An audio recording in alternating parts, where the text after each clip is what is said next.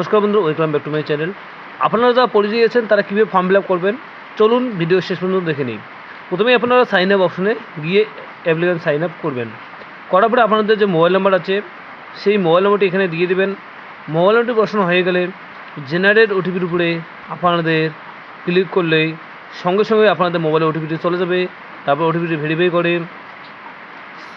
করলেই আপনারা আরেকটি অপশন আসবে, সেখানে আপনাদের নাম, আপনাদের যে আধার নাম্বার এবং আপনাদের যে বাবা বা যদি কারো হাজব্যান্ড থেকে থাকেন তাহলে সেখানে স্বামীর নাম বসিয়ে দিয়ে পরবর্তী নেক্সট অপশনের উপরে আপনাদের সাবমিট করে নিতে হবে। সাবমিট করার পরে আপনাদের মোবাইল নম্বরটি সাইন আপ হয়ে যাবে। এরপরেই আপনারা লগ ইন অপশনে গিয়ে বেনিফিশিয়ারি ক্লিক করে এখানে আপনাদের যে মোবাইল নাম্বার দিয়েছে সেই মোবাইল নাম্বার বসিয়ে দিলে সেই মোবাইল নাম্বারে একটি কিন্তু ওটিপি চলে যাবে। এরপরে আপনাদের সেই ওটিপিটি এই ওটিপি বক্সের উপরে বসিয়ে দিয়ে অথেন্টিকেট বলে একটি অপশন আপনারা দেখতে পারবেন, এখানে টাচ দিতে হবে। এখানে সার্চ করলে আপনারা অনেক অপশান দেখতে পারেন, registration yourself, print certificate, print card, claim application এবং ট্র্যাক স্ট্যাটাস। কোথাও আপনাদের রেজিস্টার করে নিতে হবে, এই জন্য ইয়োরসেলফের উপরে আপনাদের ক্লিক করে নিতে হবে। এরপরে এখানে আপনারা আপনাদের নাম, মোবাইল নম্বর, আপনাদের বাবার নাম বা হাজব্যান্ড নাম এগুলো দেখতে পারবেন। আপনাদের জেন্ডার সিলেক্ট করে দিতে হবে, আপনাদের ধর্ম কোন ধর্মতে আপনি বিলং করেন সেটি আপনাদের দিয়ে দিতে হবে। এরপরে আপনাদের কাস্ট জেনারেল না ওবিসি না এসসি সেটা বসিয়ে দিয়ে আপনার যে সঠিক যে ডেট অফ বার্থ আছে সেই ডেট অফ বার্থটি কিন্তু এখানে দিয়ে দিতে হবে। মনে রাখবেন 18 বছর নিচে কোনো ব্যক্তি কিন্তু এই ফর্মটি ফিল আপ করতে পারবে না, অতএব যাদের ভোটার কার্ড নেই তারা কিন্তু করতে পারবে না। সঠিকভাবে ডেট অফ বার্থটি এখানে বসিয়ে দেওয়ার পর আপনারা এমার্জেন্সি মোবাইল নাম্বার বলে একটি অপশান দেখতে পারবেন। এই এমার্জেন্সি মোবাইল নাম্বার উপরে আপনার আলাদা একটি মোবাইল নাম্বার কিন্তু এখানে দিয়ে দিতে হবে। এখানে মোবাইল নম্বরটি বসানো হয়ে গেলে পাশে আপনাদের আধার কার্ড নাম্বার অটোমেটিক চলে আসবে। এরপর হচ্ছে আপনার যে রেশন কার্ড আছে কোন ক্যাটাগরি সেই ক্যাটাগরি চয়েস করে আপনার রেশন কার্ড নাম্বারটি এখানে কিন্তু বসিয়ে দিয়ে দিতে হবে। রেশন কার্ড নম্বর বসানো হয়ে গেলে বন্ধুরা আপনার যাদের ভোটার কার্ড আছে তারা এখানে ভোটার কার্ড নম্বর বসিয়ে দেবেন, যাদের ভোটার কার্ড নেই তারা কিন্তু অ্যাপ্লাই করতে পারবে না। হ্যাঁ, শত চেষ্টা করে কিন্তু হবে না। আর একটা কথা বলে দেয়, যারা পশ্চিমবঙ্গের বাইরে আছো অর্থাৎ সে বাইরের অ্যাকাউন্ট বানিয়েছে তাদের কিন্তু হবে না। এরপর আপনার যে পার্মানেন্ট অ্যাড্রেস সেই অ্যাড্রেসটি এখানে ভালোভাবে বসিয়ে দিয়ে দিতে হবে। আপনার ডিস্ট্রিক্ট নেম, সদর, আপনাদের গ্রাম পঞ্চায়েত, পুলিশ স্টেশন এবং আপনার যে স্থানীয় যে পিনকোড আছে সেই পিন নম্বরটি বসিয়ে দিয়ে পার্মানেন্ট অ্যাড্রেসে আপনার village, post office, police station, district এবং পিনকোড বসিয়ে দিতে হবে। এইগুলো যখন আপনাদের বসানো হয়ে যাবে তখন আপনাদের কিন্তু নেক্সট অপশনের উপরে ক্লিক করে নিতে হবে। চলুন আমরা এগুলো বসিয়ে নেই। এগুলো লিখতে একটু সময় লাগে। আপনারা যারা বাইরে আছেন, বিশেষ করে বাইরের আধার কার্ড, বাইরের অ্যাকাউন্ট বই আছে, তারা কিন্তু এই ফর্মটির সাথে যুক্ত হতে পারবেন না, অর্থাৎ তারা কিন্তু পরিযায়ী শ্রমিকের ফর্ম ফিল আপ করতে পারবেন না। বোঝা গেল? এরপরে আপনাদের যখন অ্যাড্রেস পুরোটাই বসানো হয়ে যাবে তখন আপনাদের নেক্সটের উপরে ক্লিক করলেই পরবর্তী পেজে আপনারা চলে যাবেন। এখানে গিয়ে অপশন আপনারা 4টি দেখতে পারবেন, A B C D. B হচ্ছে যারা বাইরে থাকেন অর্থাৎ ভারতবর্ষের বাইরে তাদের জন্য বি, এবং এ হচ্ছে যারা ভারতবর্ষের মধ্যে আছেন কিন্তু পশ্চিমবঙ্গের বাইরে তাদের জন্য এ।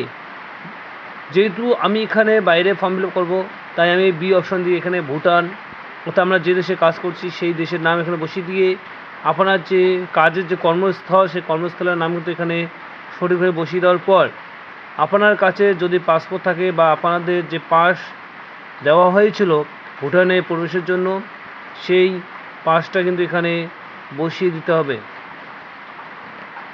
পাস নম্বরটি বসানোর পর আপনাদের যে কাজটি করে নিতে হবে সেটি ভালো করে দেখুন।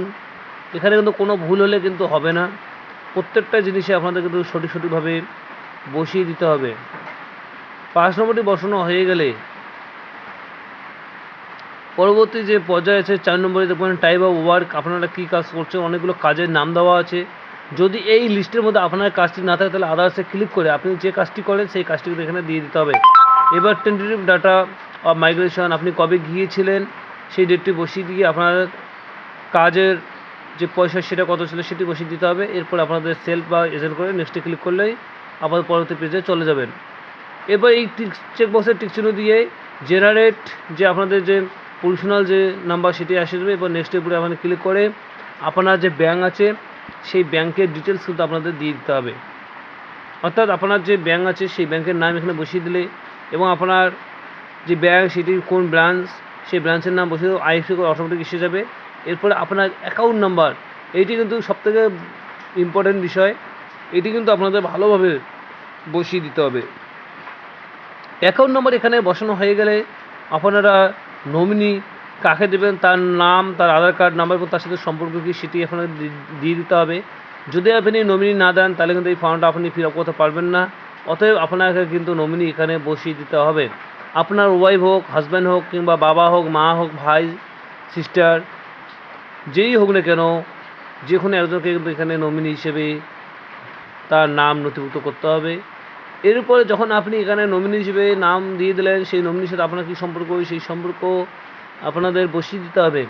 এরপরে পাশে যে বক্স আছে সেই বক্সে নমিনির আধার কার্ড নাম্বার, যদি নমিনির আধার কার্ড না থাকে তাহলে কিন্তু তাকে নমিনি হিসাবে দেওয়া যাবে না। অর্থাৎ যাদের আধার কার্ড আছে এবং আপনার সম্পর্কের মধ্যে পড়ে তাদের আধার কার্ড নাম্বার এখানে বসিয়ে দিতে হবে। এবং পাশে যেটা আপনি দেখতে পাচ্ছেন যে নমিনির মোবাইল নম্বর, অর্থাৎ আপনার মানে আপনি যার নাম বসিয়েছেন তার কিন্তু মোবাইল নম্বর এখানে বসিয়ে দিতে হবে। চলুন আমরা আধার নম্বরটি বসিয়ে নেই এবং মোবাইল নম্বরটি বসানো হয়ে গেলে আপনাদের সেভ অ্যাড নেক্সটের উপরে ক্লিক করে দিতে হবে। তার আগে বলে দেই যে আপনাদের এই ফর্মটি সাবমিট করার পর আপনাদের একটা অ্যাকনোলেজমেন্ট স্লিপ দিয়ে দিবে। সেটি কিন্তু তার ভ্যালিডিটি থাকবে 3 মাস অর্থাৎ 90 দিন। এই 90 দিনের মধ্যে কিন্তু আপনারা আপনাদের স্ট্যাটাস চেক করে দেখতে পারবেন যে আপনার অ্যাপ্লিকেশনটি অ্যাপ্রুভ হয়েছে কি না। যদি অ্যাপ্লিকেশন অ্যাপ্রুভ হয়ে যায় তাহলে আপনারা সরকারের তরফ থেকে এটি পরিযায়ী কার্ড পেয়ে যাবেন এবং প্রতি মাসে আপনারা কিন্তু 5,000 টাকা করে পাবেন। এরপরে আপনাদের ফ্যামিলি মেম্বার এখানে বসিয়ে দেওয়ার পরে অ্যাড অপশনে ক্লিক করলে ফ্যামিলি মেম্বার অ্যাড হয়ে যাবে। এরপর আপনাদের সেভ অ্যান্ড নেক্সটের উপরে ক্লিক করে দিতে হবে।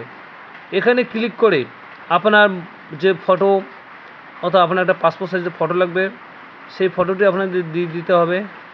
চলুন আমি ফটোটা এখানে দিয়ে দিচ্ছি। ফটো দেওয়া হয়ে গেলে এরপরে হচ্ছে আপনার যে আধার কার্ড আছে সেই আধার কার্ডটি আপলোড করতে হবে। আমরা আধার কার্ডটি এখানে আপলোড করে দেবো। এখন আধার কার্ডটি আপলোড হয়ে যাওয়ার পরে আপনার যে ব্যাংকে যে অ্যাকাউন্ট আপনি দিয়েছেন সেই ব্যাংকের যে প্রথম পেজ সেই পেজটি কিন্তু স্ক্যান করে আপলোড করে দিতে হবে। এবং আপনাদের বলে দেই যে 500 কেবির মধ্যে কিন্তু আপনাদের সেই ফাইলগুলো থাকতে হবে।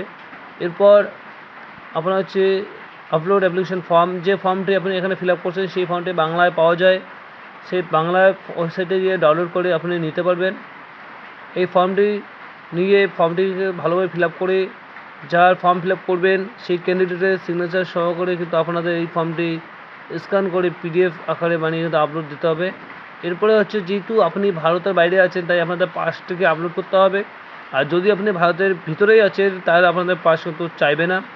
এরপরে হচ্ছে আপনার ভোটার কার্ড, অর্থাৎ আপনার যে ভোটার কার্ডটি আছে সেই ভোটার কার্ডটি আপনাদের সঠিকভাবে আপলোড দিয়ে দিতে হবে। এরপর চেক বক্স উপর টিক চিহ্ন দিয়ে আপনারা আপনাদের যে প্রিভিউ অপশান আছে সেই প্রিভিউতে গিয়ে আপনি দেখতে পারবেন যে সব কিছু আপনাদের ঠিকঠাক আছে কি না। যদি সব কিছু ঠিকঠাক থাকে তারপর ফাইনাল সাবমিটের উপরে সাবমিট করলেই আপনাদের কিন্তু সেই অ্যাপ্লিকেশন নাম্বারটি জেনারেট হয়ে যাবে। আশা করি আপনারা বুঝতে পারছেন। যদি এই ভিডিওটি ভালো লাগে তাহলে বন্ধুদের শেয়ার করে দেবেন, তারাও যেন করতে পারে এবং সাবস্ক্রাইব করে পাশে থাকবেন।